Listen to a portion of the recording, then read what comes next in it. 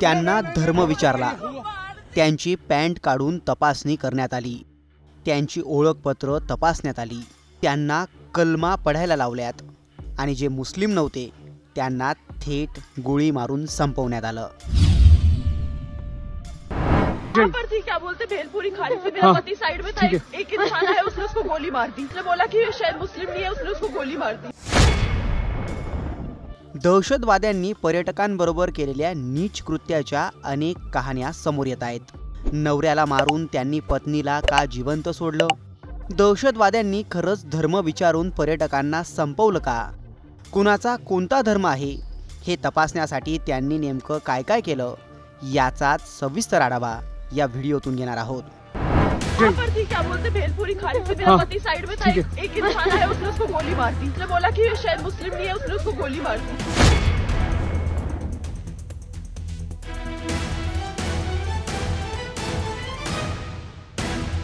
काश्मीर खोऱ्यातील पहलगाम येथे 22 एप्रिलच्या दुपारी 1:30 वाजता दहशतवाद्यांनी काही पर्यटकांवर भ्याड हल्ला केला।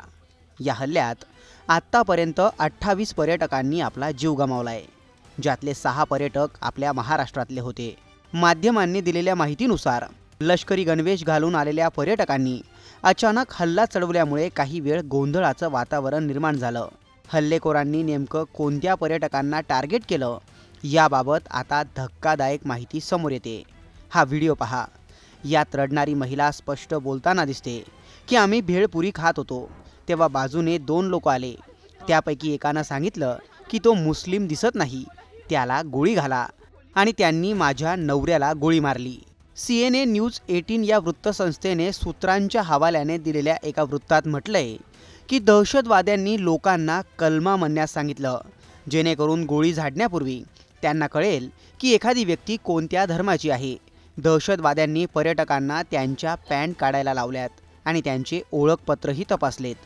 महाराष्ट्रातील पुणे येथील आसावरी जगदाळे आपल्या कुटुंबियांसोबत पहलगाम येथे पर्यटनासाठी गेल्या होत्या। त्यांनी न्यूज 18 लोकमतला प्रतिक्रिया देताना सांगितलंय की हल्लेखोरांनी फक्त पुरुषांना टार्गेट केलं। विशेषतः त्यांनी हिंदूंना कलमा म्हणण्यास भाग पाडण्याचा प्रयत्न केला। तुम्ही हिंदू आहेत का? मोदींना जाऊन सांगा, आमच्या लोकांना का त्रास देता? असे प्रश्नही पर्यटकांना विचारले। ज्यांना कलमा वाचता येत नव्हते त्यांना गोळ्या घालण्यात आल्या। माझ्या वडिलांना माझ्यासमोरच 3 गोळ्या घालण्यात आल्या। लोकांना धडाधड मारून दहशतवादी लगेच फरार झाले, अशी थरारक प्रतिक्रिया आसावरी जगदाळे यांनी दिली आहे। देशाची शांतता सुव्यवस्था बिघडावी, देशाची एकात्मता धोक्यात यावी यासाठी दहशतवाद्यांनी असं कृत्य केल्याचं बोललं जात आहे। तुम्हाला या भ्याड हल्ल्याबाबत काय वाटतं ते सांगाच, पण दहशतवाद्यांनी लोकांना धर्म विचारूनच का मारलं, यामागचा त्यांचा हेतू काय होता हे जाणून घेण्यासाठी हा व्हिडिओ पाहायला विसरू नका।